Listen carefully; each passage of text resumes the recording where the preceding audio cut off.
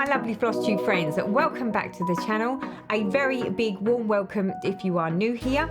I am Teresa Little Stitcher, as per the name suggests, and we are here for the July edition. And wow, what an edition it is, people. This month took a very unexpected turn. Need I say, not only did I manage a sneaky little finish and new start to you, but I also stumbled down a very slippery rabbit hole. And a spoiler alert, there may be a new machine involved in this. In today's video, I'll be sharing what I've been stitching on this month, including some good old favourites, because we do love some good old favourites. A glorious new start and finish. I can't call it a new finish. Well, it is a new finish, but you know what I mean. New start finish. Possibly the biggest haul I've shown on this channel today, because as you know, I'm not normally a haul person. It appears that this month I've decided to change my mind. So grab your stitching, a cuppa, and get comfy. And if you enjoy stitchy content like this, don't forget to like and subscribe to the channel. It really helps people find our little community. So first up, let's look at what I've actually managed to do in July, because based on the ending of the last video, you know that I hurt my back. So yep, it's a lot better. It's a lot better than it was. But it's still coming with its own little limitations, which of course we hate limitations, but we have to deal with the limitations as we go along. So I'm currently in the process of phasing back to work. So when I say phasing back to work, I'm working from home, and I'm on reduced hours. So I'm doing 4 hours, but 4 hours every day, and just spreading it out across the day. So it is making things a lot easier. I don't feel like I'm sort of stuck sat at a chair, which really is probably the worst position for me. But needless to say, because I have also last month chatted about looking for other projects where I didn't need to hold a Q-snap or lean over a stand, because it's the tipping forwards that my back doesn't seem to like very often. So we trial and errored some other ways of stitching, and of course stitching in hand was probably the most obvious one, which is something I have never managed to master. I have never really applied myself to it because it wasn't necessary. I was more than capable of using all of my equipment, and I'm a two-handed stitcher, so therefore stitching in hand just wasn't something. It wasn't a place I went to because I didn't need to. So to kick things off, let's have a little look at the first project of the month. Now, this one was not stitched in hand, I have to say. You have seen this one before, and it didn't really get that much attention, I'll be honest. I think I did more of this the month before, and I shared that on the last video. But I did get an extra day done on this one. So let's just pop you over onto the overhead and have a little looky. Of course, this is my Halloween Quaker by Lila Studios. I think the last time you saw this, I had this section done and this section done, where of course I've got pictures of where you last saw it. I will try and pop them in next to it. But I'm going to try and do this with as little editing as possible, because there's just not enough hours in the day, and not with my little rabbit hole thing that I'm going to share with you all about, but I'll talk about that in a mo. So I'm not sure whether I'd done these sections up here when we last spoke. I think I might have already started this section. I think, she says, famous last words. But somewhere on here there's some new bits, so I think it's possibly here or up here, I think, with the new bits. This one I am stitching with all the called for threads. The fabric is a 40 count Newcastle linen, and it was hand dyed by myself. The lovely Ellie Willy Stitcher showed me on, I think we went on like a FaceTime call, and we did it over like a FaceTime thing ages and ages and ages ago. And this was my first example. This was my first piece that I dyed myself under her instruction. So of course, when I saw this and then I decided I was going to do something Halloweeny, this was like the perfect project for that. So I think it works really, really well. There are some browns on here. You probably can't see it on the camera because it looks more greys, but there's a few sort of browny sort of sections in it, which do really show in person. They just don't show on the camera so much. So this one, like I say, it got a little bit of love. It got a whole whopping 1 day of extra stitching, and like I say, I think it's this bit or this bit that I've done.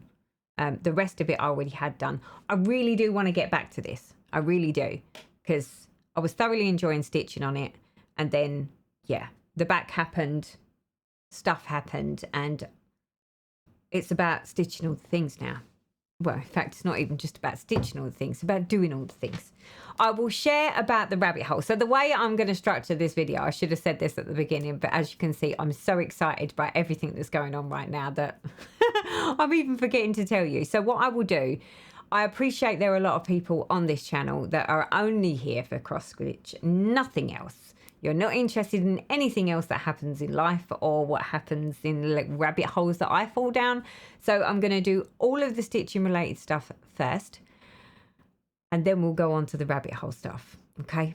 So just for those that are like, oh no, I haven't got to sit through hours of Teresa chatting about stuff that doesn't interest me.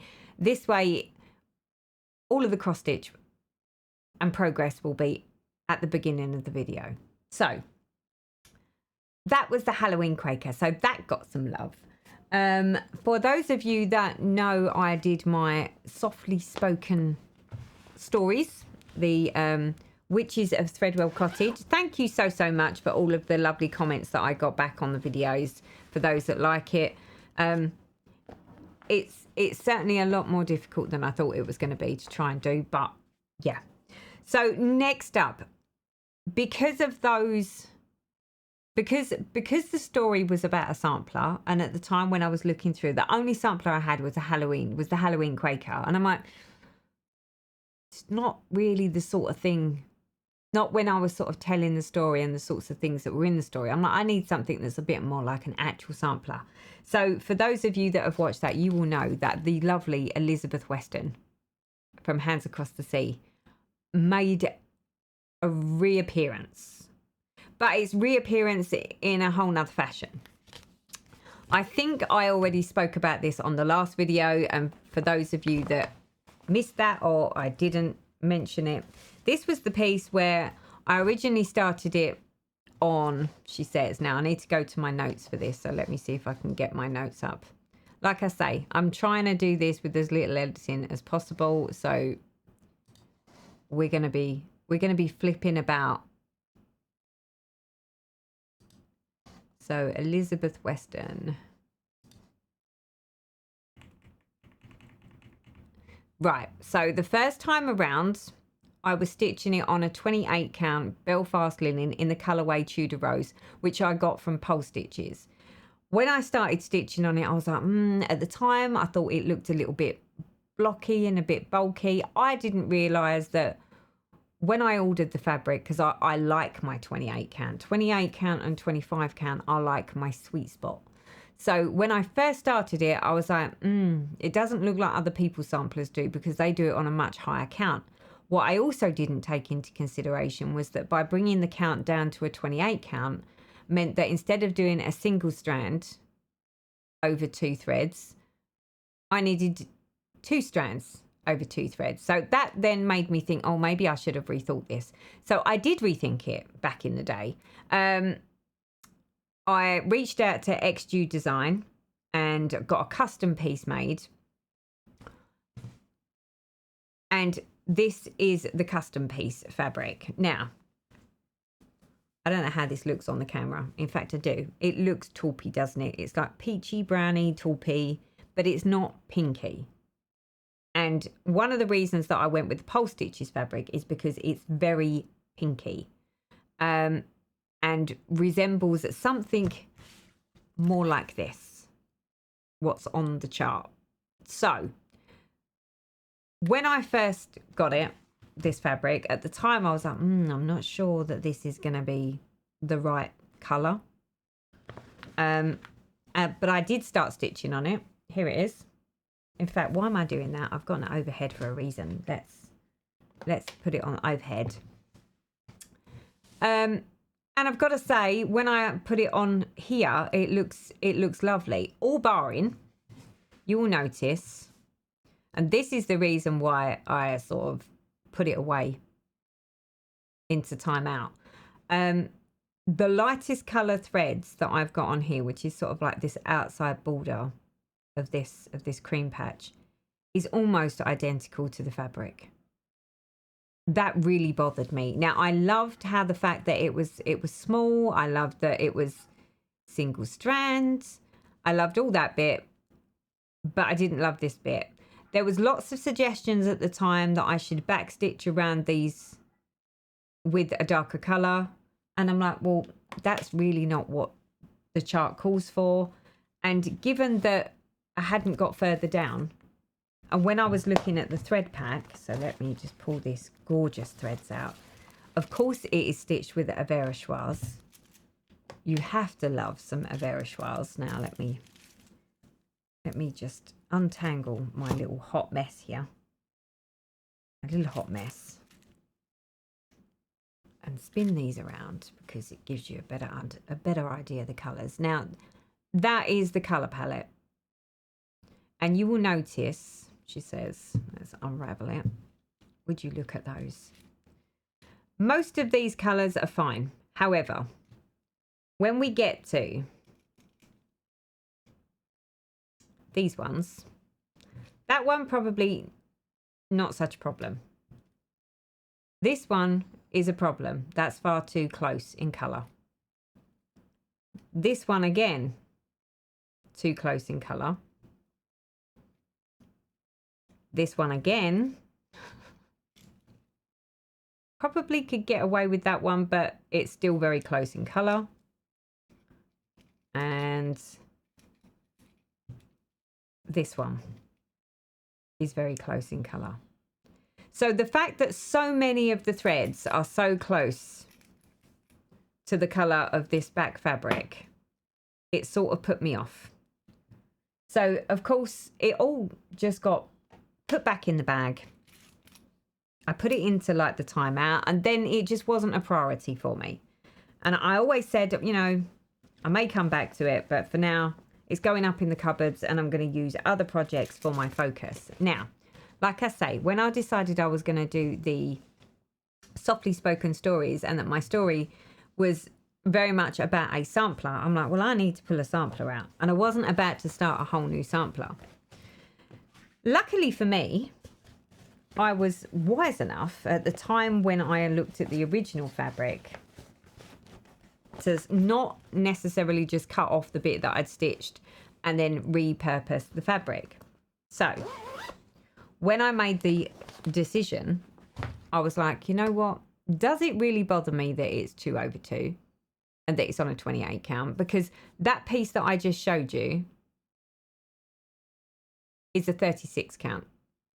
It's a 36 count, which probably was the ideal size and the ideal count,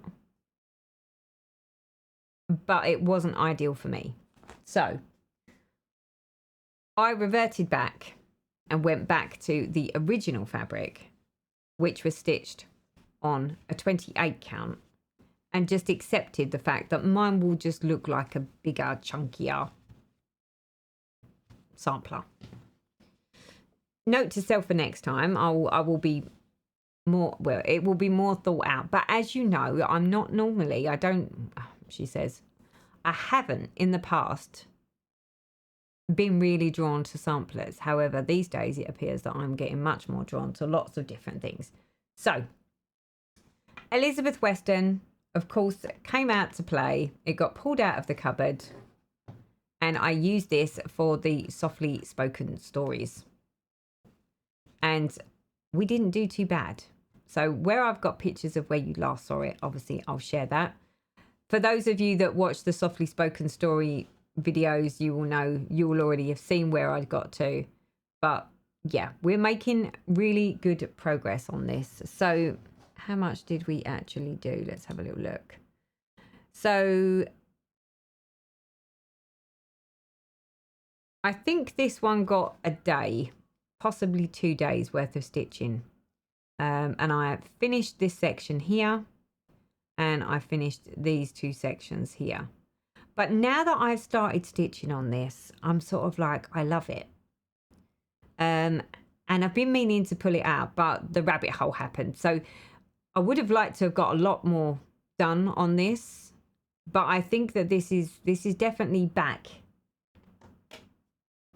in my active projects. I'm not going to call them rotation, because I could say rotation, but then it would be an annual rotation. So as you know, up in the cupboards above me, I have a load of projects that I basically said for this year, they are not going to be played with. And then for this year, I have more projects up in cubby holes up here, which are the ones that are my active WIPs to be playing with in 2025. Now, this originally was not an active WIP for 2025, but it is now. So I do love it when I decide to change my mind. I am absolutely loving it. I don't care that it's big. Now, for anyone that is a sampler stitcher and you know, that's your go-to, I probably appreciate that you're looking at this going, wow, that the stitches look chunky, it doesn't look delicate. I know all of that, but I love this fabric. I can't find anywhere where I could pick this fabric up in this sort of colorway that matches so well, that I'm like, you know what, I can accept that it's just going to be a very big chunky piece, and I'm fine with that. So we will be rolling along with this. So this one will start making more of appearance, she says, hopefully. But I thoroughly enjoyed working on that. Like I say, it only got a couple of days, but purely because I was doing the videos for the Softly Spoken Stories, and it was the perfect project. But by doing that, it made me just go, oh, I really like working on this. So I'm just gonna go with what I like, and I'm just gonna stitch on it. So that got a little bit of love. What else happened? Also, what did come out to play is my Afghan. Now, when I was talking to you about I need smaller projects to be able to stitch in hand, never in my wildest dreams did I think that my lovely family farm Afghan was going to be something that I would ever stitch in hand. Now, my usual way of doing it is to put a little 9x9 Q-snap around the square of the fabric, because obviously being an Afghan, it has its own natural squares on it. So I would normally put a 9x9 Q-snap around this bit and then just stitch in there and stick some big clips on to hold the fabric out the way. That was how I was doing it. It was working perfectly. However, because of the back situation, it didn't work so well. It really didn't, because I just couldn't. And I'm like, well, I can't sit here and do nothing. I was going stir crazy with boredom. So I decided that I would use this project and try to do a bit of stitching in hand. Now, let me share with you how we did, she says. Let me put you on the overhead. Now, these are the squares that I have stitched when I was sewing it in the hoop or in the Q-snap. I've got a bonnie fur in there. There we go. No, I haven't got it. Oh, dog fur. Really? All right, I'm going to have to do that with tweezers. So this bit we already had done. This square we already had done. And this beautiful square. I can't wait to get down to these squares. These are beautiful squares. Cannot wait to get to them. So I decided that I would have a go at stitching this in hand. So as a side by side, this is my stitching when I use the Q-snap, and this is my stitching when I stitch in hand. I think the very, very top bit I did in the Q-snap, but everything else on here, including the white, is my stitching in hand. Now, I did make a little bit of a faux pas in that, because I pulled this out after I'd been working on something else, and it was right in the middle of watching the ladies' football. So every time the football was on, I was sitting here stitching on this. Luckily for me, there was a couple of, they weren't cold evenings. They were more sort of like, there was a little chilly snap. So I would literally cover myself in this Afghan whilst watching the football, and the girls, much to their displeasure, had to try and cuddle up next to me. Hence the reason why we have Bonnie fur stuck on it, which I will sort out, I promise. So because I wasn't really paying as much attention as I probably should, even though I was doing stitching in hand, this particular section here, I didn't realise until after the event, when I was sort of looking at it after one of the matches, and I'm like, don't understand, like maybe my stitching in hand tension is tighter, because all of this didn't look like the coverage was right. And I'm like, oh, I ignored it initially because I'm like, it's just an adjustment in the tension of my stitching, because when I stitch two-handed, when it's in a Q-snap, it's like that. This wasn't like that. However, what became apparent was that the reason that it didn't look right was absolutely nothing to do with my tension, and that instead of using 4 strands of DMC over 2 fabric threads, I'd been doing what I'd been doing from a previous project and only doing 2 strands, and that was the reason that it looked a little sparse. So at first I'm like, do I need to take all of this out and restitch the whole thing? And I'm like, I can't bring myself to do that. So I decided that I was just going to get another 2 strands and stitch over the top. So I don't think this block looks as well formed, let's say, as this, or as neat. But given that this is my stitching in hand and this is my inner Q-snap, I don't think it looks too bad, does it? I'll let you be the judge. I am not an expert with stitching in hand, but honestly, if I look, I mean, you can see some varying differences between my crosses, maybe. These ones look a little bit more uniform and these ones maybe not so much. But I don't think it's glaringly obvious that I've stitched it one way here and another way there. I don't think it's glaringly obvious. But I didn't just do normal stitching in hand. I actually used the sewing method for this. And the fact that this is on I think this is a 14 or 16 count fireside, she says. Teresa, look at the details. Let me go to my WIPS. Family Farm. Okay, so it's an 18 count fireside. So it's a nice big even weave to play with. So it was perfect for stitching in hand, and it was perfect for the sewing method. I can't wait to get this block finished. I was hoping to have it finished, but as you can see, it's not finished. I don't think there's very much left of this block here. And then I think I might go down and do a more colourful block like this one. Because I've done 3 blocks of sky now. I'm thinking, how many more blocks? We've still got, yeah, there's a whole lot more of sky to go, but I'm sort of like, I think it's about time that I move down. But I'm interested to get your opinion or your thoughts on, there are a couple of pieces, especially under this camera, that I'm looking at that I'm like, well, you can see that there's some imperfections. But what do we think? Am I better to just accept that I'm not an in-hand stitcher and not really stitch on stuff unless I'm using the Q-snap? I'm hoping that over the coming weeks I'll be able to reintroduce my Q-snap, but it is quite refreshing to be able to stitch in hand if I want to. And because at some point I will be going back into the office and working back in London, it would be nice to be able to take projects on the train and stitch them in hand so that I'm not carrying so much stuff.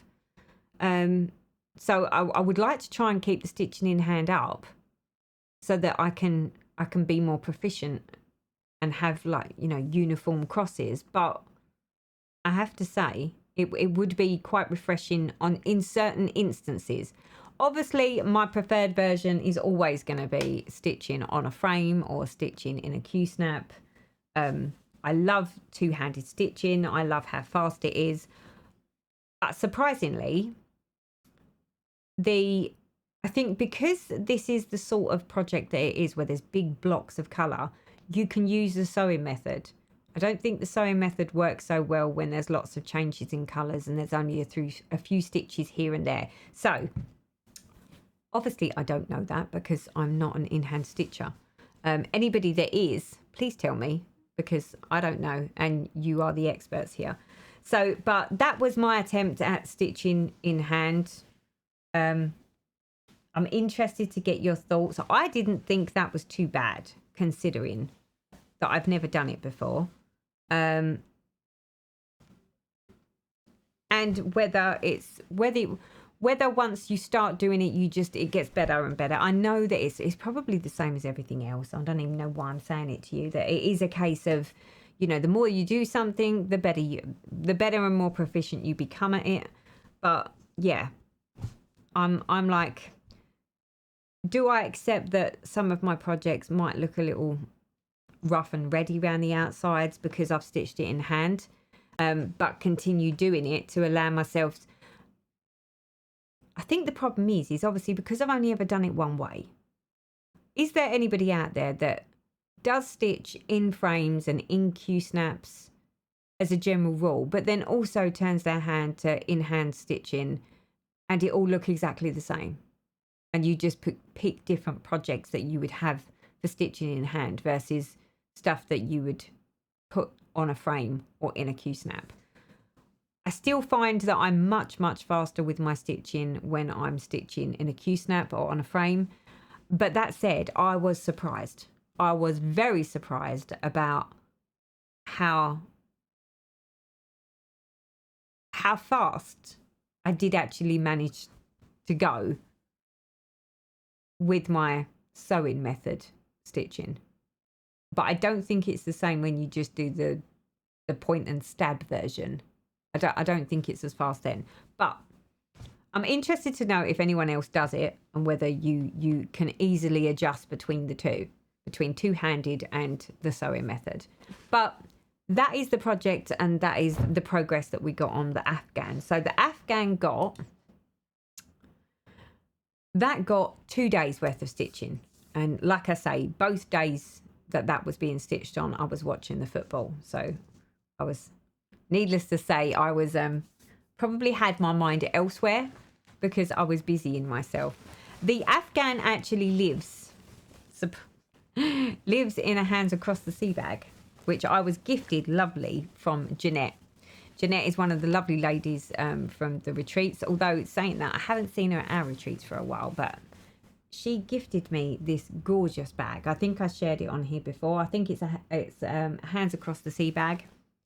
And this is where the Afghan lives, in this beautiful bag. But the more I look at the bag, the more I'm like, ooh, I do like the bird in the middle. It is very, very beautiful. So there we go. So that is Afghan. What else got loved? The next project that I worked on was my Alternative Reality by Josephine Wall. It is a Heaven and Earth design. This one is being stitched, it's full coverage. It's being stitched on a 25 count, she says. I think, 25 count. In the colourway Ecru. It's full cross, one strand over one. So the last time you saw this, you will know that I was chatting about the fact that I'm not doing block by block and parking. I'm actually trying to do away with my park threads and make it so that it's still block by block, but instead of being parked, I'm just gonna run the threads. So as you can see, I'm slowly but surely, these are just a few that I haven't managed to tie in yet. But I've slowly but surely worked my way down.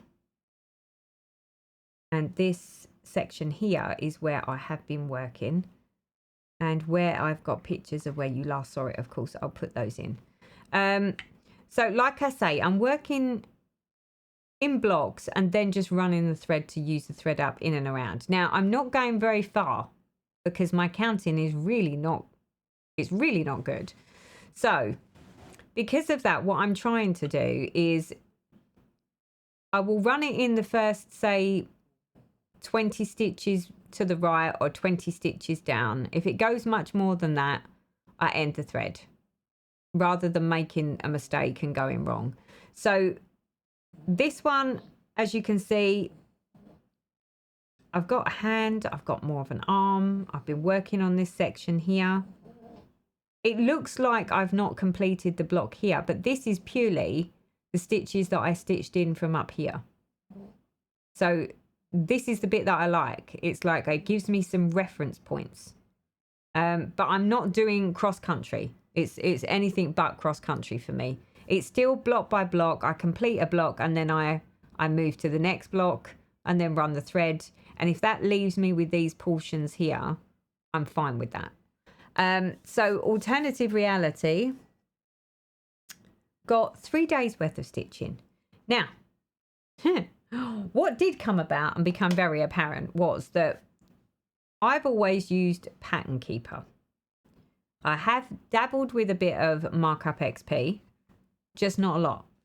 And I was sitting there stitching away to my heart's content, and I know for a fact that at some point in the afternoon when I looked at the screen on my Android, it said that I'd done over 650 odd stitches. So I know for a fact that I'd done 650 odd stitches. Then a few hours later, when I looked again, the counter said 0. And I'm like, hold on a minute, how can I have 0? So obviously I went on the Facebook group and happened to mention it and said, does anyone know why this has happened or what, you know, because I know I've stitched more than none because I've been stitching it all day. People were saying that there was an issue, or that since there's been an update, there has been an issue. But I was like, well, I don't really know what to do. So, because I carried on stitching and made a note, because by that point, when it went to 0 and then I stitched more, I think there was about 300 and something odd additional stitches that I stitched before I called it a day. So when I was on my iPad, I basically looked through the completed versus what the total project should be, minused off what I'd already stitched, in the hope that I could get the actual amount of stitches, which worked out to about 1,000. Well, it's probably more than 1,000, but I can only guarantee that it was 1,000. I can't really say either way how much more. So I was like, right, okay, well, that's sort of, you know, that's bothered me. So the next morning when I went downstairs to look again, the 350 something odd stitches that I'd stitched the night before, the evening before, were still showing. So I checked the date, I checked the timings on the app to make sure that it wasn't like a time thing. I checked to make sure that it was set to refresh the count as of midnight every night, and I checked that it was in the right time zone. All of that was right, yet the same thing, it was wrong. So I got a bit miffed about it, contacted a couple of friends, and they're like, have you tried Markup XP? And I was like, well, I have, but I've always been a Pattern Keeper girl. And they're like, well, you really should try, you know, Markup, because Markup doesn't just do Markup. I tend to use for non-full coverages. I use for that the things that I can't get in Pattern Keeper. So it's not like I hadn't used it before. I just wasn't very proficient at it. So they was like, well, why don't you try putting it into Markup? Because when I went back onto the Facebook group, they said that since the update, it's been a bit buggy. And I'm like, well, I do hope this isn't the start of a load of bugging. And the fact that I'm actually stitching on it, I'm like, I don't want to make this a problem. So I thought, you know what? I've used Markup XP before. How hard can it be?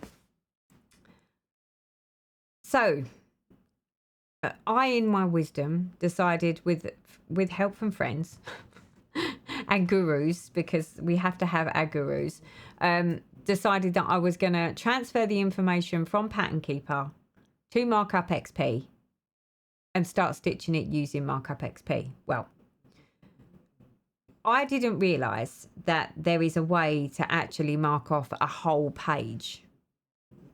I only thought that I could only mark off 10 by 10 squares. So, yes, people, that's what I did. I spent hours sitting there marking it off. And then one of my friends turned around and went, you know, there is someone that may know the answer to your questions about markups, because she said, I use it, but I'm not that knowledgeable with it. She said, but reach out to Mags. So I reached out to my lovely friend Mags from the retreats. And she is the guru when it comes to Markup XP. So she helped me out with a number of different things. And then when I explained to her how I'd spent hours getting it all into Markup XP, she turned around and she said, I'm pretty sure there's a way for you to mark off the whole page. I was kicking myself, you know, and you're like, really? Really? There's a way to do it? But anyway, it's a lesson learned. I'll know for next time. But the real big question for me now is, after stitching with it on Markup XP and having a few little issues on that one as well, I'm like,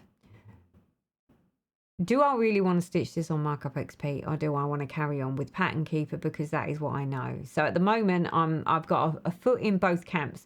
Currently, it is fully up to date on Markup XP, but it would only be adding maybe another 300 stitches to it on Pattern Keeper to go back onto Pattern Keeper and use Pattern Keeper. So I don't know, guys. What I know, this is all personal preference, and I know that, you know, a lot of people are using the Markup XP, but there are still a lot of people that are using the Pattern Keeper. The downside to Pattern Keeper for me is that it's Android only, and my Android, well, it dies a lot.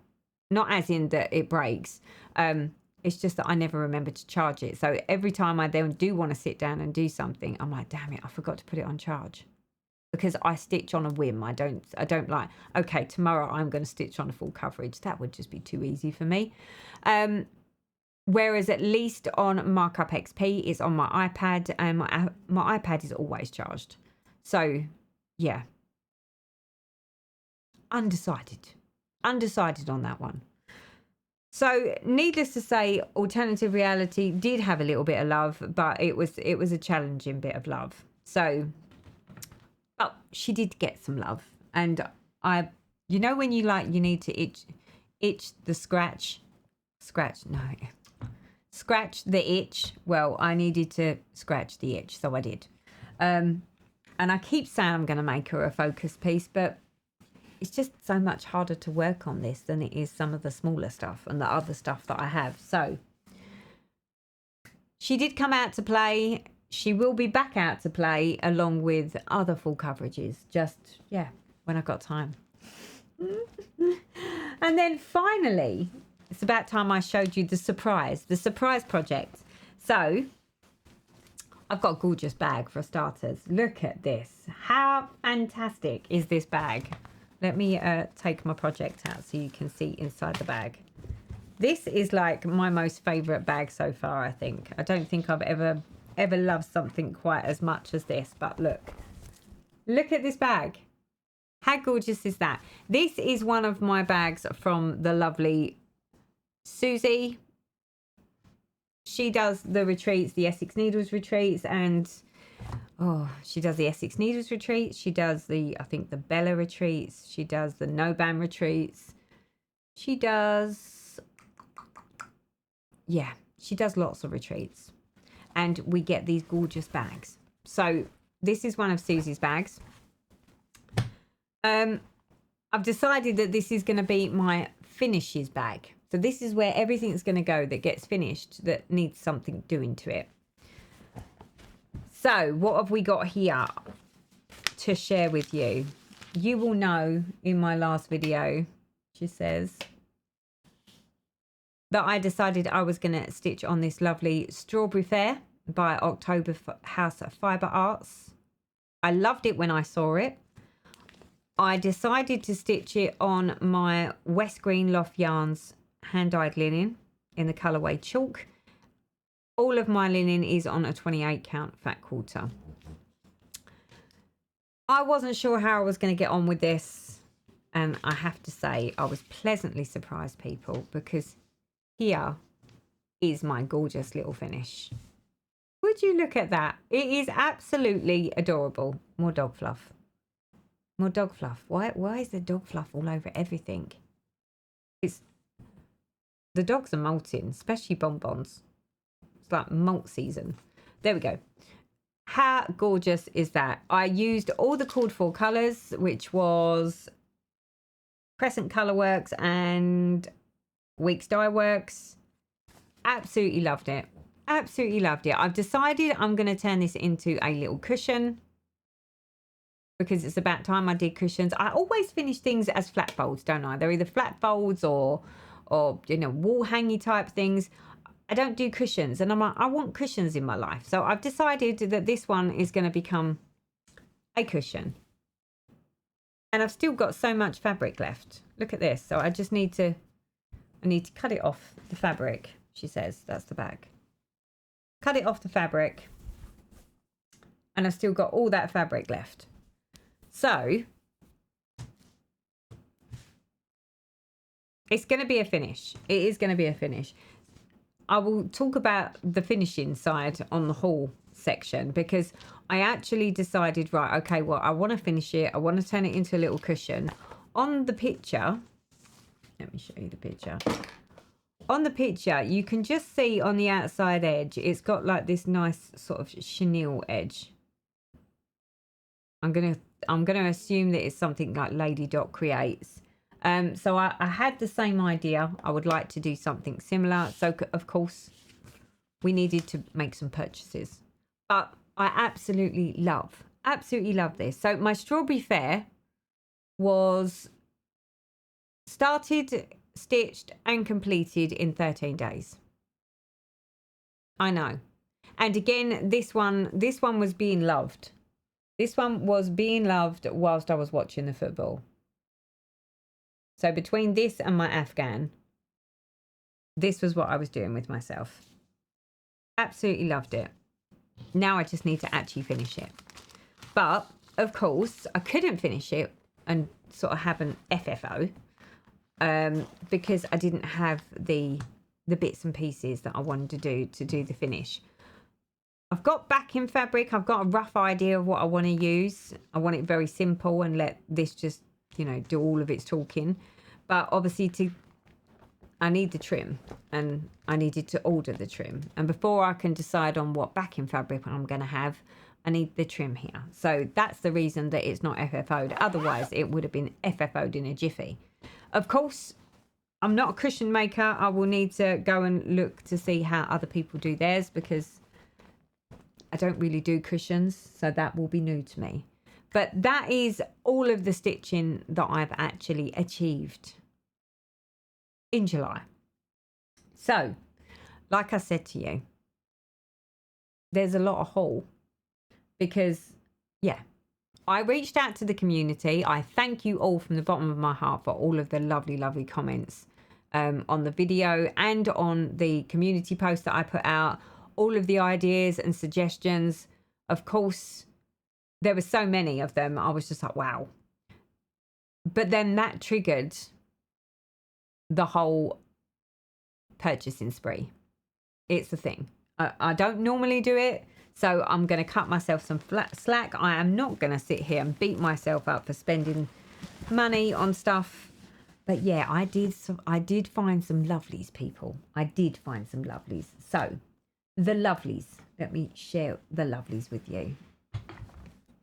So when I was chatting with you all, and I was sitting there thinking about, you know, what have I actually got in my own stash that I could use. One of the things that I did find and stumbled across is these lovely seasonals that I got from Shepherd's Bush. I had these, I think my mother-in-law got these for me for one of my birthdays or for Christmas. So I've got the summer one. I have the winter garden, and I have the spring garden.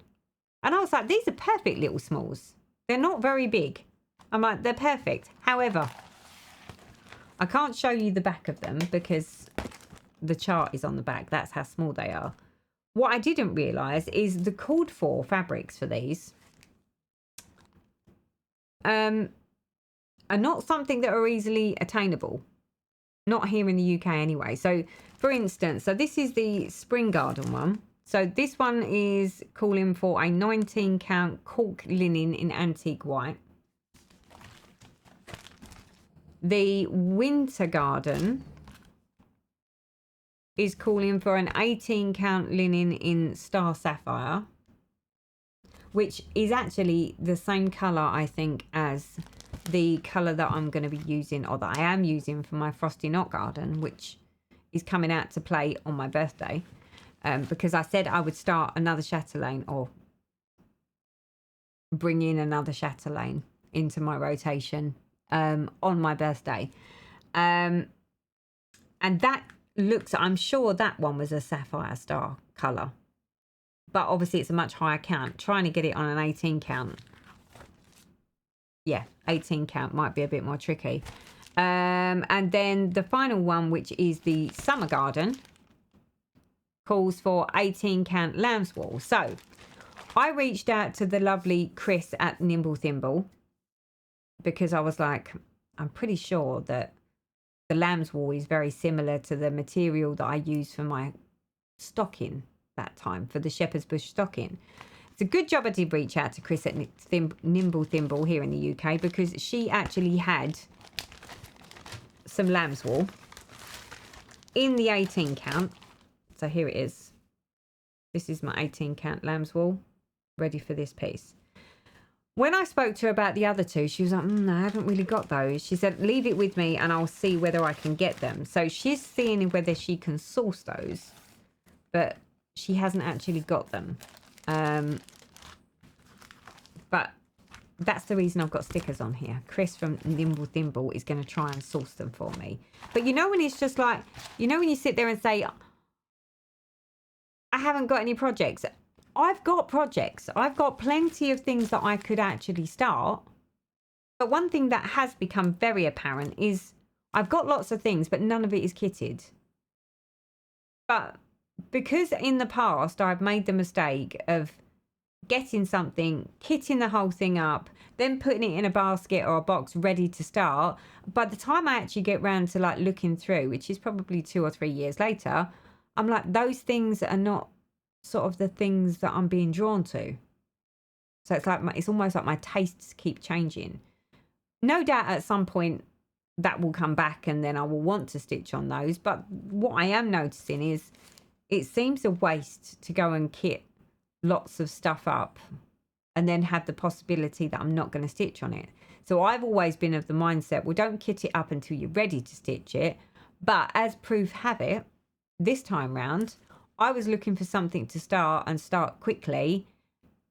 And I'm sitting there going, well, I haven't got anything because none of it was kitted and everything takes time to arrive. So yeah, I might start kitting up a few of the smaller things, not the big projects. There's no way I'm kitting anything big, but some of these smaller ones that I think, you know what, they're going to be great little go-tos. And I don't think I'm going to fall out of love with the idea of them in a year's time.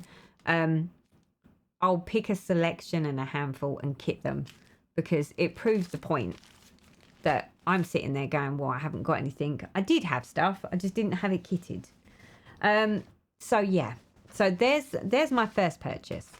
Then, because I thoroughly enjoyed my strawberry Faire one, I decided when I saw this is the strawberry patch. So it's almost like a little companion piece to the strawberry Faire. Again, October House Fibre Arts. Sorry for the glare. I'm trying to do it without the glare. I'm not going to take it out the wrapper. So I got this one. I got it from Arts and Design. And I got all of the threads. Again, this one calls for Weeks Dye Works, Classic Colour Works, and I think there's a DMC in there as well. But I'm like, what a great little companion piece. So this one is at the ready. I think I'm going to stitch this on that same fabric as the Strawberry Faire one. I'll do a quick floss toss and just make sure that the colours don't clash, because this colour here and maybe the white might clash. It might need something that's a bit more oatmeal-y coloured. But it's not like I'm in any need of fabric. Being on the Weeks Dye Works, oh, West Green Loft Yarns Fabric of the Month Club, I've got so much fabric now, which is why I need to start doing the things. I've got the fabric. It's no good having the fabric and then having a chart but no threads. That seems to be the worst. And a lot of these things that I'm now starting to look at are things that are like, you know, they've got the weeks threads, they've got the classic colour work threads. And although in the background there, ooh, she says, up, just there, I do have a ring of classic colour works. I didn't have like a full set of them. I had sort of, I don't know, I was on a thread of the month club where I was getting them. I probably should go back and start another one.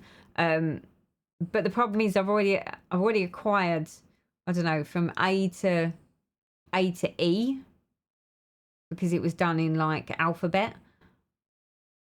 So to then start again, I could end up with a loads of A's to E's again, when in actual fact I sort of need from E onwards. So because of that, I haven't signed myself up to that. So therefore I'm having to order the threads as and when I need them. So yeah, so I managed to pick some of these threads up, got the chart, definitely got fabric is another start ready, waiting in the wings. There's lots of starts waiting in the wings, I have to say. So whilst shopping for my bits and pieces and for the trim that I wanted for my strawberry Faire, and obviously when I was looking at this, I was like, I'm definitely going to need some trim to trim the little pillows and the cushions. So I went on to Peakside here in the UK, Peakside Needleworks, and was looking at the Lady Dot Creates trims. So I had picked myself up some trims. Now, I have to say, it's harder than it looks, because when I was looking at, say, this one, for instance, this looked like a, I don't know, a more antique blue, not this bright blue like this. And the same with this pink. The pink, because I was trying to find a pink that would match. Let's get my strawberry out. Hold up. Come here, strawberry Faire. So when I was looking at this, and I'm like, I need something that's a little more sort of dusky pink rather than like a bright pink. But I was like, well, since as I'm ordering, I might as well order more than I need. So here's the project. So when I'm looking at this, I'm like, I like the pink around the outside, but I think I was looking for something that was a bit more ready pink, maybe something more sort of like this color. But then when I put this next to it, I'm like, I don't think that this is the right pink. It's like on the picture, it looked like it would work, but the more I'm looking at this, the more I'm like, no, that's not quite what I was. It's not quite the color that I was looking for. If I put that next to there, it's not quite the same. So yeah, buying Lady Dot Creates mini pom-poms and chenille apparently is harder than it looks. So because I was on there anyway and I was looking, I was like, well, I might as well just get, because this is something I haven't got. And obviously if I'm going to start doing a lot more smalls, I need the trims to do the finishing. So we've got this one, which is pinky. And then I've got this one, which I thought was nowhere near as bright as this, but we've got Robin Egg, which is super blue. That is like really blue. And this one, which is the vintage, looked like that it was like a real cream color, but actually is, yeah, not so cream. It's got almost like an olivey taupey color in it, which I absolutely love. But yeah, buying the trims, unless you see them in person, I think are a little bit more tricky when you're trying to match your colors. I mean, yes, you could argue that that will work with that, but the more I look at it, the more I'm like, it doesn't. It's the wrong pink. It would either need to be slightly darker to be more like the strawberry, or slightly peachier, more like the robin and this thread here. So yeah, of course that does mean that I currently have an order from 123 Stitch winging its way to me. In fact, it was due to arrive today. I was hoping it was going to be here before I got to this portion of the video, but it's not here yet, so I can't see whether any of it works. But needless to say, there is probably, I don't know, another 6 or 7 trims, whether they be chenille, just like the normal chenille, or the pom-poms winging their way to me, and hopefully one of those will work. I think I also got like a lemon and a creamy color, so I'm like, do you know what, if the pinky one doesn't work, there has to be another color that's going to arrive. That's, I think I got a red, I got a couple of the reds, I think I might have got a yellow, so I'm hoping that one of those will work with those and it will all sort of match. But it's not a bad thing, because all that means is that I'm going to have more trim in my life, which I'm going to need if I'm going to do all these smalls. So thank you so much, everyone, for sending me down a new rabbit hole of all these gorgeous little smalls, which I didn't realise that I would love so much. So, like I say, because you all sent me down this rabbit hole of all the things that I didn't know that I was going to love so much, I also, whilst on Etsy, found a gorgeous pattern, because someone said to me, you know what, your best place to go is on Etsy. So I was like, okay, I'll have a little look. So I did, and oh wow, I saw this and was like, I like this a lot. So let me share with you. So this is called July Basket.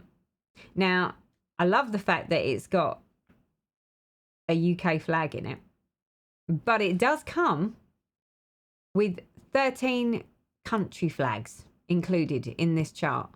It's from an Etsy shop in the name Cosford Rise Stitchery. And yeah, of course, because I knew it was coming and I couldn't help myself, we ordered the threads.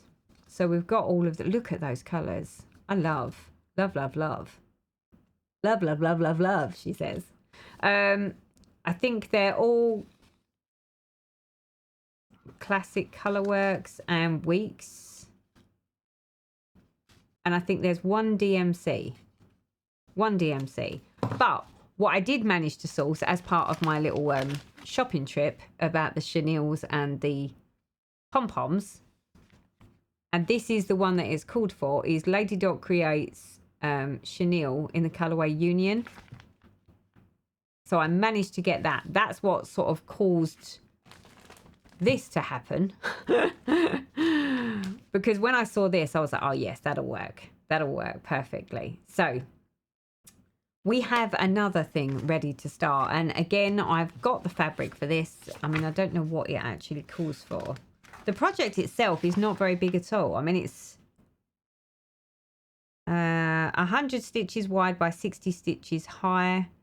Recommendation on the charted one is stitched on a 32 count raw linen, but the design size is 5.81 inches by 3 inches, and I'm like, I can do that. So at the moment I'm like, what I want to do is stitch all the things, but like I said, there is an additional rabbit hole, a rather expensive and big rabbit hole that I might have fell down, which is keeping me from all of this stitching that I want to do.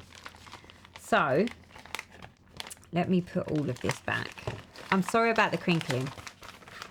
I don't like to crinkle if I can at all help it, but where needs must. Whilst I was on the 123 site, you will all know that I was, when I was going through my stash, I didn't realise I found this project bag. Someone actually sent me this project bag as a gift on Flosstube.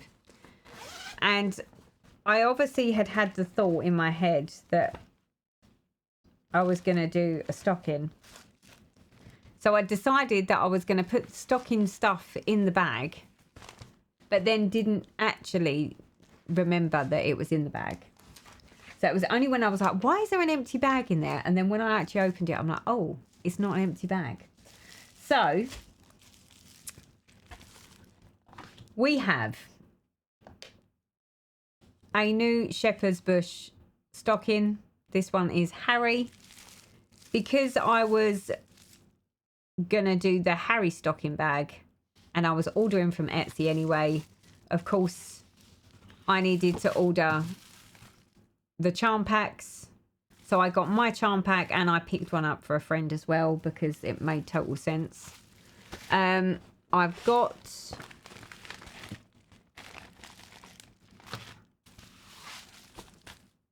another charm pack. And I've also already got all of the threads. Of course, the phone will ring right in the middle of a video. So I have all of the threads at the ready. And whilst I was ordering the fabric from Chris at Nimble Thimble, I also got the fabric for the stocking. So my stocking is good to go. Good to go. Now, I remember last time that I got the stocking fabric from Chris at Nimble Thimble, I remember it being a lot softer. So I think that this must be a different type. It's still that Hessian type material. And I can't remember for the life of me what count it is. Yeah, it's 18 count natural linen. So here's my 18 count natural linen. Look at that. But this one just feels a bit stiffer than the last time. But it might loosen up once I start stitching on it. So, needless to say, if I turn around and say to anyone that I don't have anything to stitch on, right, you can just re-enlighten me of all the stuff that I do actually have, because I have way more than I need. Way more than I need. Now I just need to get on and do some stitching is what I need to do. Right, where am I? That's it. So, the stockings. So I have stockings to do. And all of these, again, are really easy projects. 18 count natural linen, you know, super easy. Smalls, my little July basket, my little strawberry patch. Plenty to do, right? That's what I'm thinking. Plenty to do. As well as, she says, oh, I just found another one of me Lady Dot Creates pom-poms. This was another trial of the blue. This one was a little bit more muted and a bit more sort of what I had in mind, but this one is rainy. A far cry from the, where is it? From that one. I'm just amazed. I'm just amazed at how bright blue that is. That's going to be perfect for a really, really bright project. But this, I think, is likely to get more use. But again, it's all to do with tone, isn't it? Tone of colour. It's like, it at the time you're like, oh, well, it doesn't matter as long as it's in the same family. But it's not. It really does matter. It matters a lot. So, yeah. But needless to say, it's great because I'm acquiring lots and lots of trims and they're very pretty. They'll look lovely on my wall in their little jars. So what else did I pick up? Oh, I got another little steal that I saw it again. It was an Etsy buy. I saw it, fell in love with it, and I'm like, I have to have it. So I've also got this one, which is Grandma's Kitchen, New York Dreamer. I'm not going to butcher the name. You can see it down there. But this is Grandma's Kitchen, and it's done on a rolling pin. So I'm like, what a great little idea for a finish. Great little idea for a finish. So I've got that. Again, I've got the fabric. The threads are all Weeks Dye Works, DMC, and Classic Colourworks. So I'm like, yeah. I haven't kitted this one up. With the fact that I've got my strawberry patch, I've got my July basket. I've got... What else have I got? Stockings. as well as all my other WIPs, I'm like, we got enough to be getting on with now. And I'm rather hoping that some of these smalls, if I carry on with it depends on, for those of you that know about the whole stitching in hand versus in Q-snaps, I'm hoping that I can use some of these small projects on the train, but without any Q-snaps, and I just sort of stitch it in hand, because then I just need a tiny, tiny little wallet to put it all in. And then I can just sit and stitch it like this, but without sort of tipping or moving or holding. Yeah, that's, I have a plan in my head. I do love a good plan. What else to tell you? What else to tell you? WIPGO. WIPGO, she says. I need to get back on track here. Hold on. Let me go back to my OneNote. WIPGO. So for WIPGO, July called for 2 days of stitching on a full coverage, which I managed to complete on my alternative reality. And number 16 was 3 days. Was 3 days on something. It didn't happen. But what I've decided to do is change that 3 days to 3 days working on a stocking, because that way it gives me a reason to start one of these stockings, and then I can just, although it was July and I haven't done it, as long as I get it done at some point in August, I'll be playing catch up. That's totally fine. So for August, WIPGO's numbers were 5 days on a sampler. So that is either my Halloween Quaker or my Elizabeth Weston, or I could just do a combination. So I could do, you know, 2 days on Elizabeth Weston, 3 days on the Halloween Quaker, or vice versa. And then the other one was 1 day on a full coverage. So that means either alternative reality will come out, or one of my other full coverages that are currently in the WIP rotation for this year. So that is my WIPGO.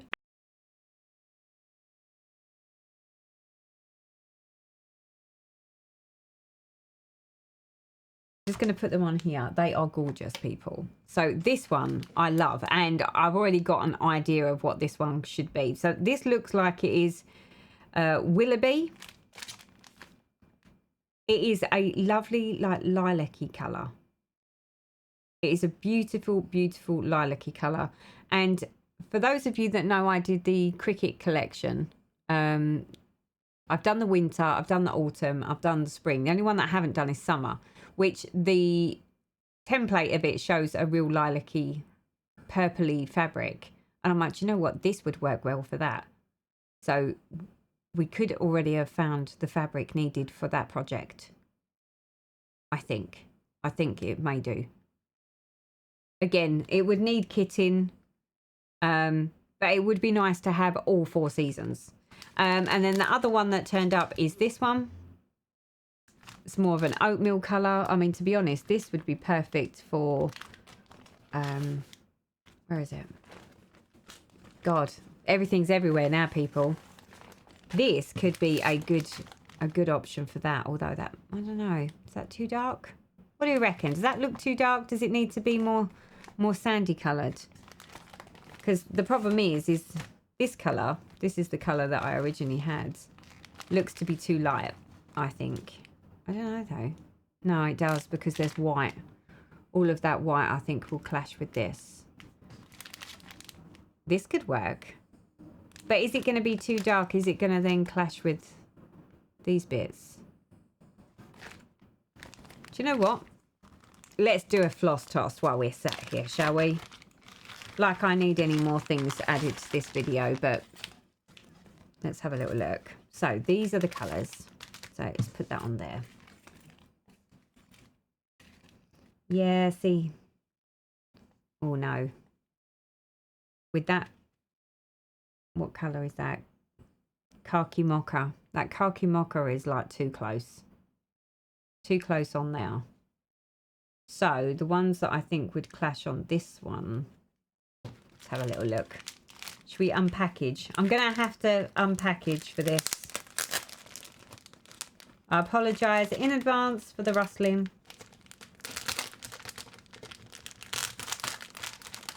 Let's have a little look. if we go with this colour, which is called Harriet, let's have a little look. How does Harriet look? This is what worries me. Yeah, that works. Well, that'll really stand out. You'll be able to see that. What other colours have we got? What do we think, people? What do we think? I don't know. That worries me. That there. And that's the only colour that I think is a bit too close.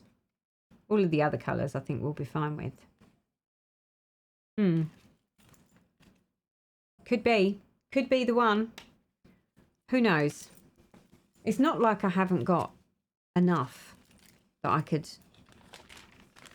can pull from. I'm sure there's got to be something else in there that's a cross between the two, because I think this one possibly is more taupe than beige. This one is far too light. So I think I need something that's sort of somewhere between these two, is what I think. But there we go. Don't know why I decided to do that whilst we was on camera, but there we go. I'm like, you can see what sort of day this is. Okay, so I think that is pretty much it for the stitching and the haul stuff. Or at least I hope it is, because we're quite a ways into this video now. Let me move this out the way. The Grandma's Kitchen I talked about. Oh, the only other ones that I didn't talk about was Madame Chantilly. I ended up getting, I'm going to put pictures in. I ended up getting a fast food and Topi di Halloween. I don't know how you say that, but I've just butchered it. I couldn't get them here in the UK, so I went onto her Etsy site, and I think originally they were supposed to have been sent as an actual chart. But she reached out to me and she said, I'm happy to send them as charts, but would you like it as a PDF? And I'm like, yes, please. So she put a copyright version in for the PDF version. So I've got those so I can get cracking on that. The fast food one, I'm gagging to do. I was like, do you know what? I don't need any more than 2, not with everything else that I've got. There was loads on there that I could have quite easily purchased. And I'm like, rein yourself in, Teresa. It's like, before you know it, you're going to be overwhelmed that you've got all these things that you want to do and you haven't got enough time, which is sort of the next, how we get into the next segue, people. We love a good segue. So now for the really big rabbit hole. And there's only one person that's responsible for this, and that will be my very good friend, Susie. Susie, you know who you are, and anyone that actually knows me knows who Susie is. So if anyone's to blame here, it is Susie. There is a huge rabbit hole, people. Huge. I decided in my wisdom that I needed to do some decor type stuff. So like, and I wanted, you remember back in the day, I did that quilt blanket thing for my sofas. I decided that with the grey sofas, they're fabulous. I love them.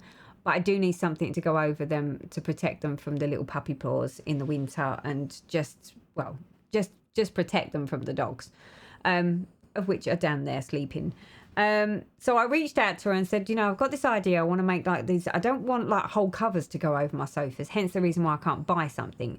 I said, I want to make something so that it just goes over the seat and over the leg section, so that when we put the recliner up, it covers that bit, because the girls always sit on the chairs, and sometimes they sit on the arms of the chairs because they're so wide.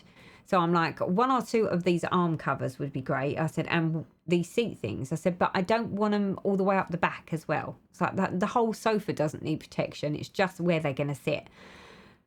So we spoke about it, and then I sort of said, well, I quite like the idea of like a little design in the middle and keep it plain on the outside. So she was like, oh yeah, you can easily make something like that. So we decided I was going to do Dresden plate in the center section. So of course I went to a fabric shop that happened to be very close to my mother-in-law's, and picked up all of this fabric. Now I was out, because it's the living room, and my husband can be quite, not fussy, that's not the right word, but he wouldn't appreciate it if I turned it into like a floral patterny thing. So I decided to go with something that wasn't flowery. So because I said I didn't want anything flowery because of hubby, at first one of the things that she sort of said, she said the best thing to do, she said, is get some calico fabric, which is like a cheap material. Make a template of the sofa. Whiz it all up just to make sure everything fits. And then you only go and buy the fabric that you need. Yeah. Needless to say, I made my little template out of my calico. It all fitted perfectly. So I went on a purchasing spree and bought all of this fabric. So I've put them together in their bundles. So my Dresdens I'm going to have so that they're sewn two-toned. So for instance, they're going to be side by side and then cut into a Dresden. So anyone that doesn't know what a Dresden is, I'll put an example on the screen of what a Dresden circle is. So I'm just going to have a single Dresden in the middle of the seat and then maybe a couple along the bottom of smaller versions. So obviously I needed a lot of fabric for this because I wanted two-tone. I wanted them two-tone. So I've got the two different blues. This is the colorway that we're going. This is going to be like kaleidoscope for the chair. These two, they don't match perfectly, but they'll do. So I put those two together and I'm going to sew those up. And then I've got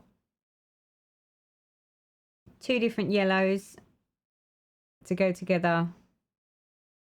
I had it in my mind of how I wanted it. But this is how the rabbit hole started, right? So by looking at all these gorgeous colours and spending time cutting this out, I was like, this is fun. I quite like this. And then, yeah, this is where the rabbit hole starts.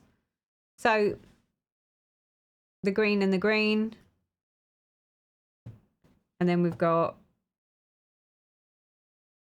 two different colour reds to go together. Two very pinky pinks. That matches my kitchen.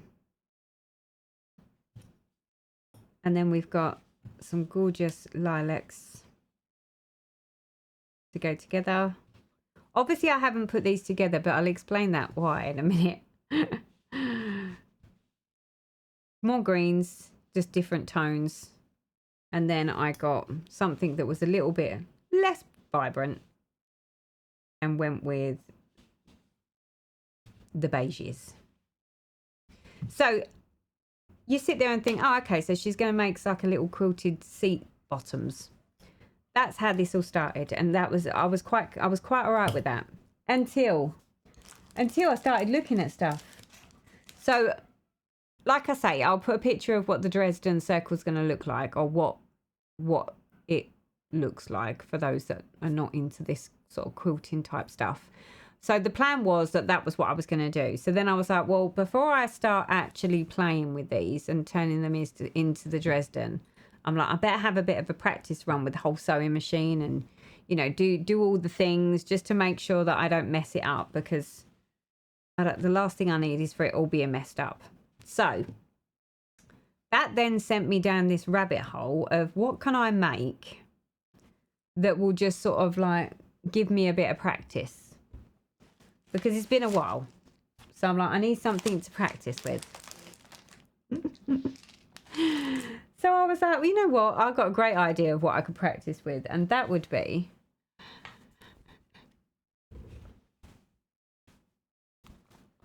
my scroll. I'm like, I had one that my very lovely friend Michelle made for me, the Teresa Little Stitcher one that she done all the embroidery on in the centre section. But that was one that you sort of covered over the top and it went all the way over the top. But I tend to find that depending on what size bars I'm using and what size side stretchers I'm using, it doesn't always fit. And 9 times out of 10, I just sort of throw it over the top and it doesn't look very nice, not when it's sat in my living room. So I decided I was going to make my own little covers, but these cover all the way around to the back. So I was like, well, this is a perfect opportunity to see what my sewing skills are like, to be able to make something like to go on the sofa. I'm like, well, if I do something wrong with this, it doesn't matter because it's just on my stitching. So let me just take my stitching out and show you. Now, of course, this was like a little prototype. And I can't say that much thought really went into it. It was more like, okay, well, I'll throw it together. Now, how hard can it be? So literally, it's just a jelly roll strips that I put together in rows. Super easy. And then I did the binding. So I did the binding like a scrappy binding. So it's like 2 different colours on the binding. And then I was like, well, I need to be able to quilt it together. So I was like, well, I'm going to just try and do like a crosshatch.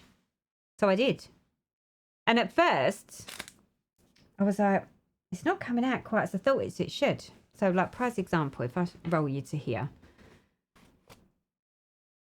When I was first doing it, you can see these rows here, these stitches, because I was like, I wasn't sure that I was going to get it right. I decided to quilt it on the back because at least that way, because I didn't have a friction pen, I was like, at least that way I can draw the lines in pencil on the back of the quilt and I've got some lines to follow. But in doing so, obviously my bottom thread is what's running on the top now. I'd got sort of a ways through, and then when I started looking at the top, and I'm like, well, the top stitch looks lovely. I said, look at that top stitch. I was like, I'm rather impressed with that. That looks lovely. That, not so much. And it didn't dawn on me that I had a tension issue because I didn't realise what tension did what. But by the time I'm going along here, you can see that I've corrected the tension on my sewing machine. But it was great because it gave me the practice that I said I needed. And I don't think it's come out too bad at all. I've got pretty straight lines. So I was like, obviously making this, which is basically just like a big long wrap. And then I put some Velcro, rudely Velcroed it around. So I've got Velcro there, and then I've got 3 Velcro strips on the inside so that I can just wrap it around my project. And then that way the front and the back of my project is covered. And if I need to make it so that it doesn't shift on the bars, I can just extend the extenders. So let me show you what I mean. Ugh. So if I get my project like so, see if I can do this overhead. Okay. So like literally, I fold that round like that. And then using the Velcro, she says, using the Velcro, do that.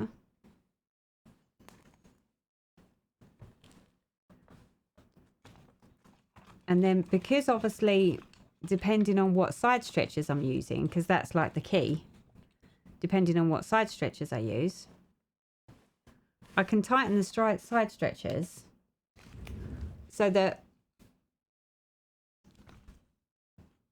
it's taut enough. The side stretcher just fell off. It's a bit difficult to explain it. But basically, tighten the side stretchers up. She says, let me show you what I mean.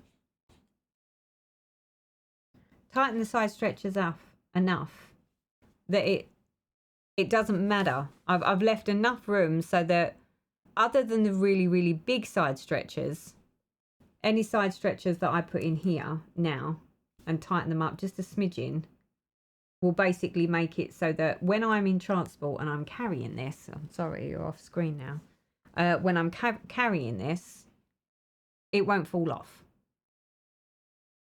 Although you can't really tell that because I'm sitting here trying to make it look good and it doesn't, but you can see the point.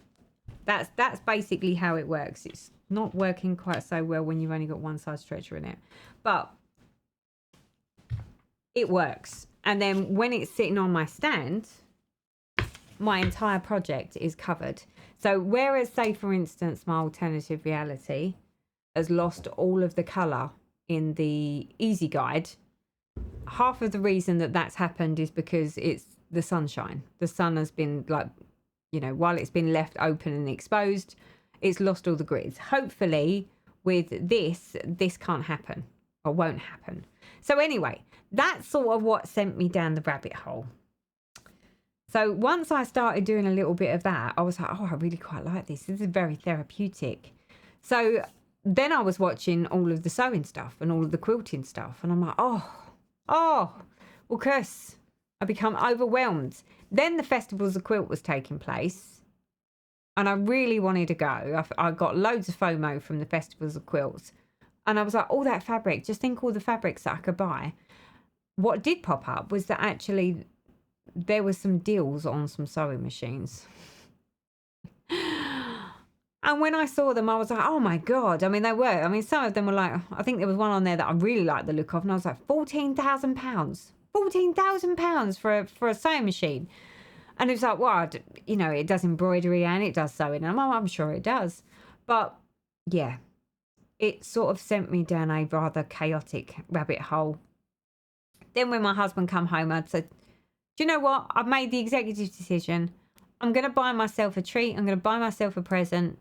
It is my big birthday this year. So I'm like, so I'm just going to do it. I was like, there's this really good deal on this really good sewing machine. And he was like, well, hold on a minute. He said, what's wrong with your sewing machine? I said, have you seen it? I had a Janome CX3 something or another. Don't get me wrong. Great little mechanical sewing machine, but had a tiny throat on it. You could, I mean, I did make a quilt on it, but there was a fight between me and the machine. And I'm like, now that I've seen all these beautiful things that I could create and I could make and that I can do, I'm like, I want a better machine. I was like, but also I said, I want one that does embroidery as well as sewing, because this one does both. They had it on a special offer. It came as like a Festivals of Quilts deal. And as soon as I sort of said I was going to buy it, regardless of what hubby said, he turned around and went, well, if you're going to buy it anyway, he said, let me buy it for your birthday. So hubby bought me my new machine. And it is divine. So this is the Brother V5LE, so the special edition. It's an all singing, all dancing, beautiful bit of kit. I mean, I'm still working my way through the manual of all the different things that it does. I have had a little play with it. I love the fact that it self threads, it self cuts, it's all singing, all dancing. It does embroidery. I did have a little play, she says, with the embroidery side because I just needed to see how it worked. I didn't really have the right materials or right whatever. I think one of the deal breakers, I think, for my husband, when I turned around and said, I want one that does embroidery, and he went, well, you don't do embroidery. And I was like, no, but if the machine does, just think of what I could do. I need it in my life. My machine is my new favourite toy. Of course, when you then go and buy one of these machines, there's all this new stuff that you have to buy to go with it, because like, what's the point of having it and then not being able to use it the way I want to? So she says, in case you hadn't noticed, I may have had to have picked up myself one of these fat quarter boards with the fairy bit on, which we see lots and lots of quilters and other people doing. I understand why you do now, because as you can see, all of my quilting stuff is attached to it.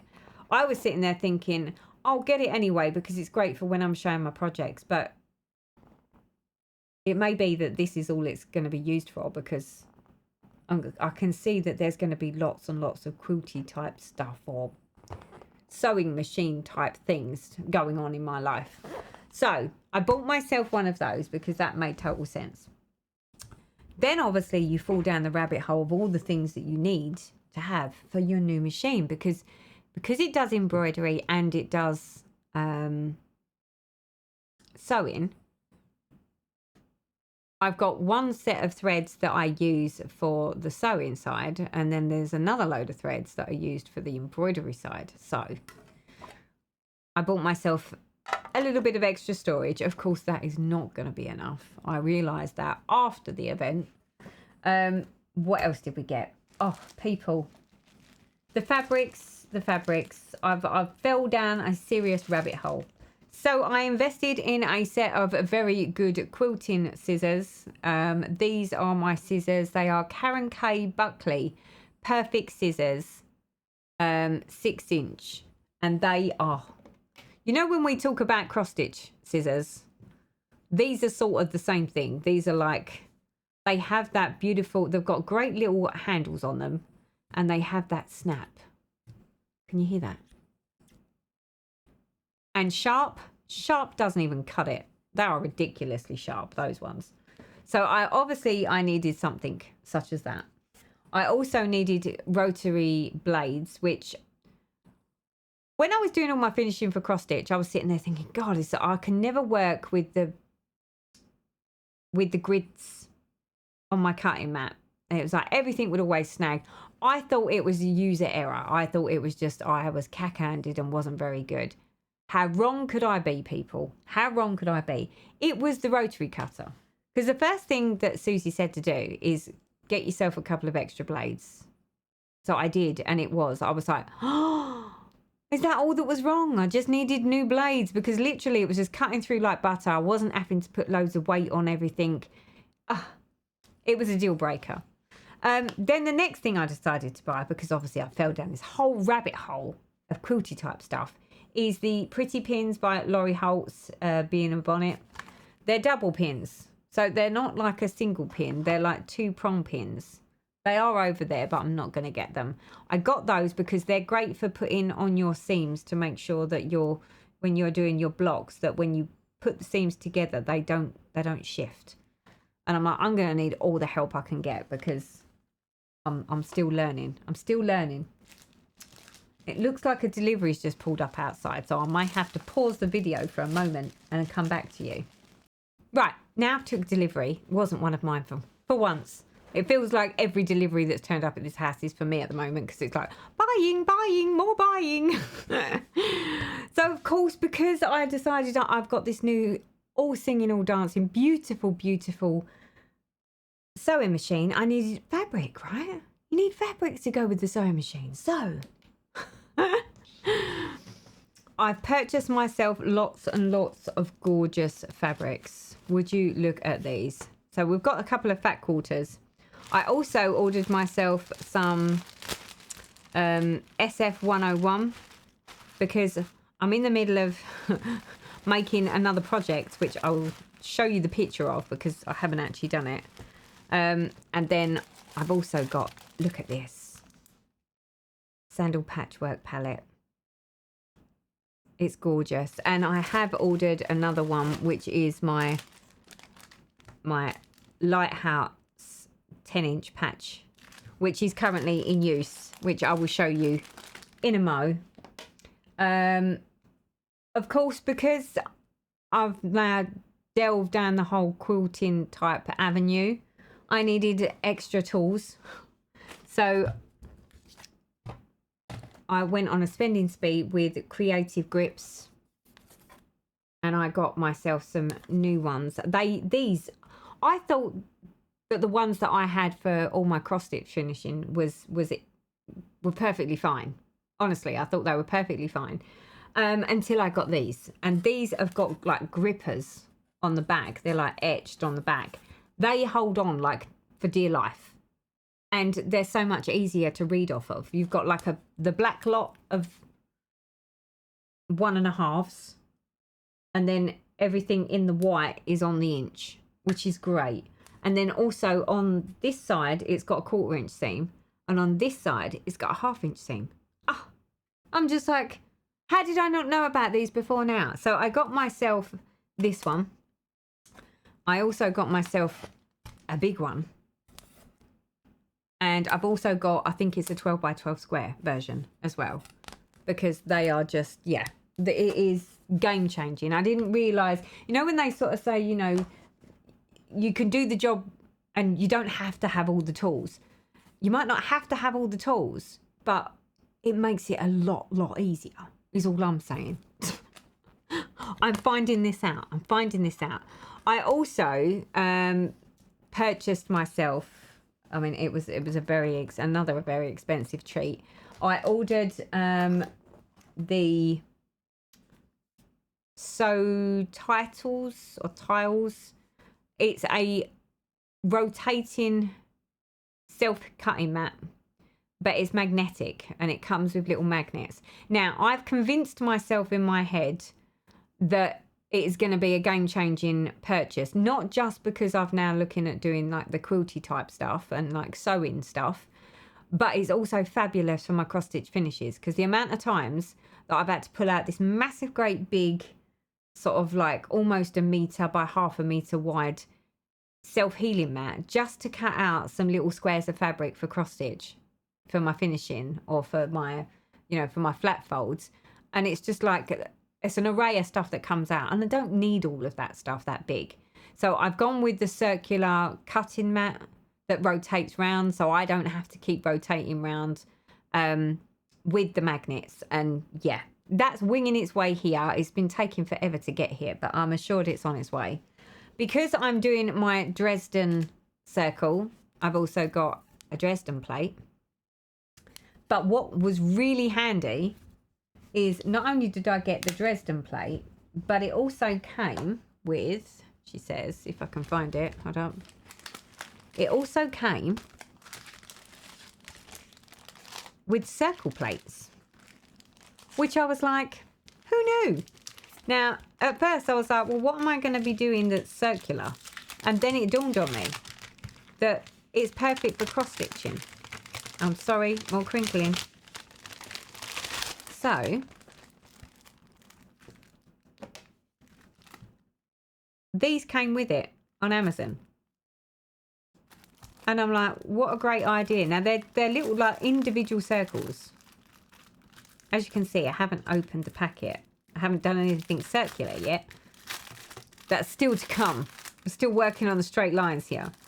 So let me show you. Look at that.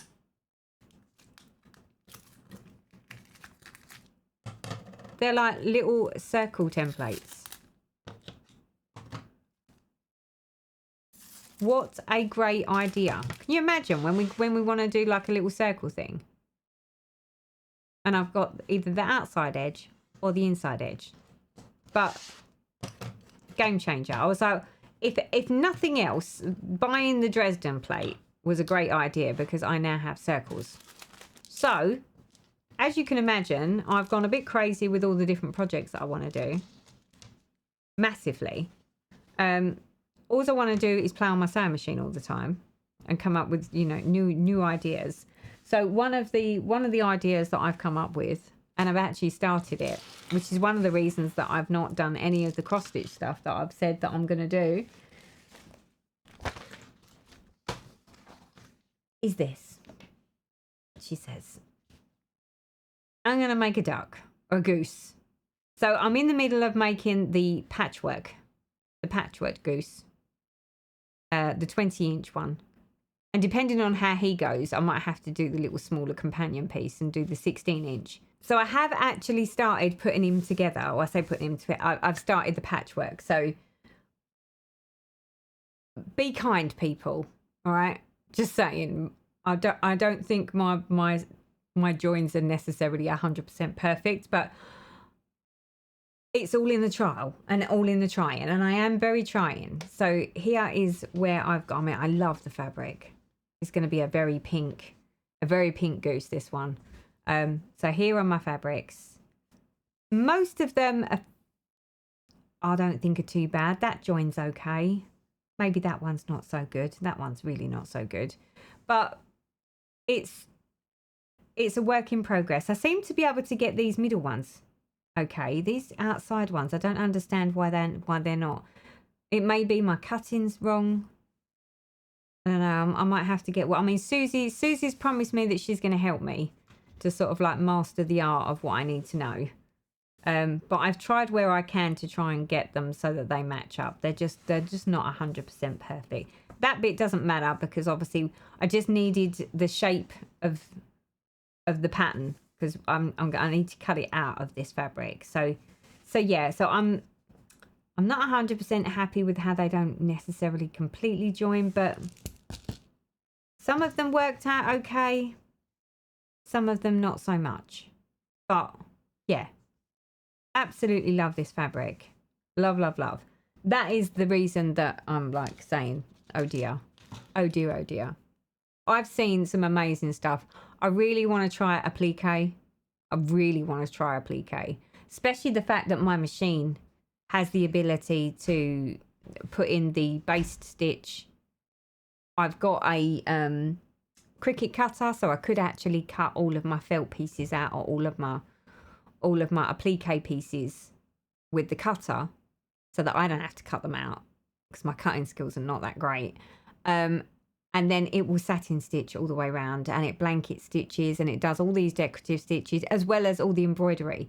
And the good thing about that is, because I've got the cutting machine, as long as I've got the files, I can actually make that do it automatically like an embroidery, so that I don't have to sort of sit and actually go round.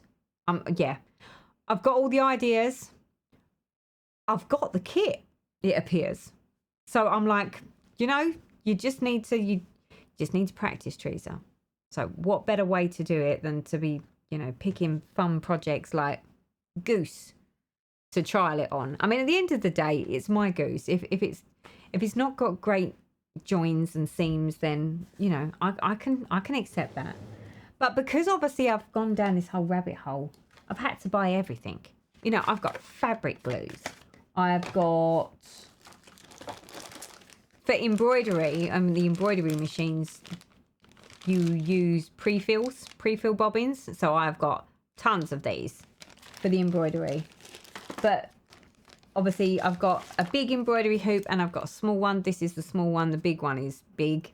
I think it's 12 by 8 or 11 by 8, something like that. So it will embroider like quite a big design. The stabilizers, I've like gone crazy with the stabilizers. I don't know 100% what stabilizers go on what fabrics, but I've got like loads of these. So I've got tearaway, I've got, what have I got? Tearaway, I've got cutaway, and then of course, most importantly, embroidery thread. So I haven't just got white. This is what came with the machine. This comes standard. But then when I saw this, I was like, oh, this is going to be one of those things. Would you look at this little lot of colour? I just love. Oh, how can you not love the colour? And it comes like in its own little tray. Let me put it on the overhead. Look at this. Look at these colours. And they're so shiny. And they're different to normal thread. But yeah. I can see why people just get so, you know, you can just sit and look at it and stroke it and think of all the amazing things you can do with it. I just need to learn how to do the amazing things now. That's all that needs to happen. So now you understand why I was saying that although I've had a productive month, it's going to be a whole rabbit hole of affairs. Well, this is my massive rabbit hole. My massive rabbit hole is my entire office stroke stitching room has just turned into an array of extra stuff. So at the moment, it's the sorting and organising of how do I find enough room for all of the cross stitch supplies as well as all of the quilty type sewing supplies. So yeah, there's a little bit of sorting and organising going out, as well as, whereas normally I just sit down and do a bit of cross stitch, I'm actually sitting there looking at the quilting stuff. So I'm like, this is fun. This is fun. But because obviously of my back, I'm having to do everything in bite-sized chunks, so I can only do a little bit at a time. So now you understand my rabbit hole. You also understand, how this channel, well, depending on how successful I am with all the sewing type stuff, we could end up with quite mixed bag videos going forwards, but I am so excited to do all the things now. I cannot wait. I've got so much cross stitching to do that I can never complain that I haven't got something to do. if I don't fancy doing that, then of course I've got projects and quilting and sewing and all of the other things. As creativity, you know, overwhelms me, I can pick and choose what I want to do. So yeah, I'm a very lucky girl this month with all the new stuff. So I think that goes to explain why this video is so long. If you've stuck to the end and this was your bag, then yay. You know, any pointers, I'm always ears, because I am delving into a rabbit hole of, once again, things that I don't know about, but I'm learning, and I'm gonna learn because I love learning these sorts of things, and it's my sort of thing. I love all of these sort of the fabrics and the colours and the it's, yeah. I am enjoying myself, I must say. I truly am enjoying myself. But when I do need to sit down and be like, phew, I do sit down and be like, just give me my cross stitch. I'll sit and do stitching. Don't worry, stitching's not going out the window. I think they're gonna merge exceptionally well together. And I know lots and lots of stitchers that also do quilting and sewing and those sorts of things. So I am not worried for one instance that one is replacing the other. It's not. I'm just building upon it. So there you go. Right, that's me done. Finally, we're at the end of the video. I have no idea how long this video is. So I wish you all a very wonderful August. We have some really good weather coming our way. So, you know, it may mean that I'll be outside rather than inside doing all the things. But I have plenty of hours and plenty of time of my life to come back and do all of this wonderful, wonderful stuff. So have a lovely August. I will look forward to seeing you later in the month. You never know, there may be a video or two in between. I will see what I can do, but I'm going to be very busy. So roll on autumn, and then I'll have all of the warmer evenings to sit indoors and do all the things. It's now time for me to go stretch my legs. I have stretched my legs a number of times throughout this video. You just don't know it because it's all been edited out. So I wish you a very wonderful and happy August. I hope you get lots of stitching done. And for those that do additional crafts, I feel you. I feel you. I hope you do all of that lovely creative and crafty type stuff. And until next time, people, take care and bye-bye for now.